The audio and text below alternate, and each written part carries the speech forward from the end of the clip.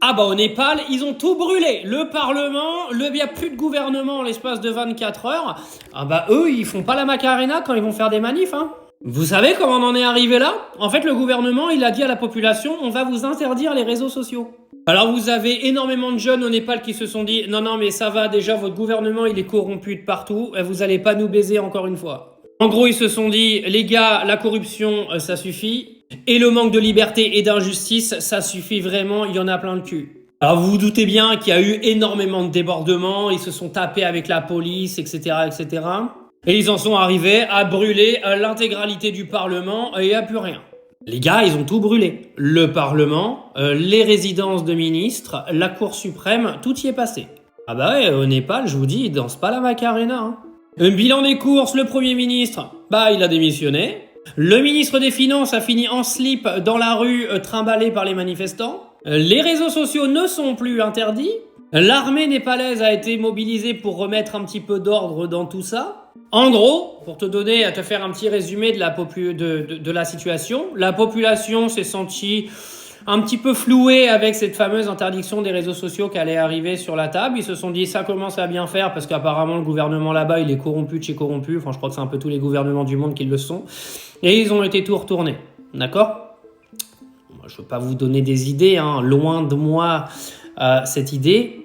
Juste pour vous dire qu'il y a des populations, quand elles veulent obtenir ce qu'elles veulent parce qu'elles se sentent flouées et qu'on la prive de liberté, il y a certaines populations qui savent faire valoir leurs droits. Ils ont réussi à faire démissionner le gouvernement, d'accord ? Non.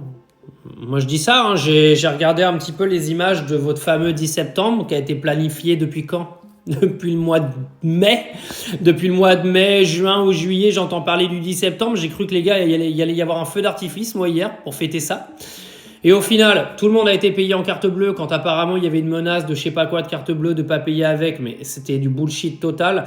Moi, j'étais en voiture là, pas loin de là où j'habite. Il y a eu aucune manifestation. En gros, un bon 10 septembre organisé encore n'importe comment par une population française qui de toute façon est incapable aujourd'hui de se soutenir. Il y avait juste à écouter quelques passages sur les grandes gueules sur RMC hier pour comprendre que vous faisiez chier les gens qui pouvaient pas aller travailler à cause de vous. Hein, voilà, comme d'habitude de toute façon.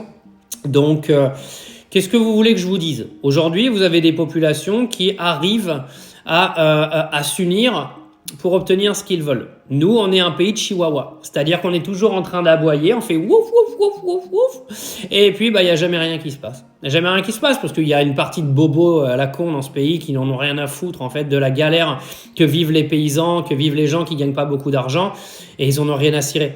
On est dans un pays où on a le droit de manifester, mais au final, la manifestation, elle sert à rien à part faire une sorte d'événement, quoi. Je pense qu'à chaque fois qu'il vous voit manifester, Macron, lui, il prend son cocktail et il boit avec bri-bri, quoi. Enfin bref, je tiens quand même à rappeler aux Français qui sont pas contents de Macron depuis 2017 qu'il a foutu Bayrou dehors pour mettre le corps nu.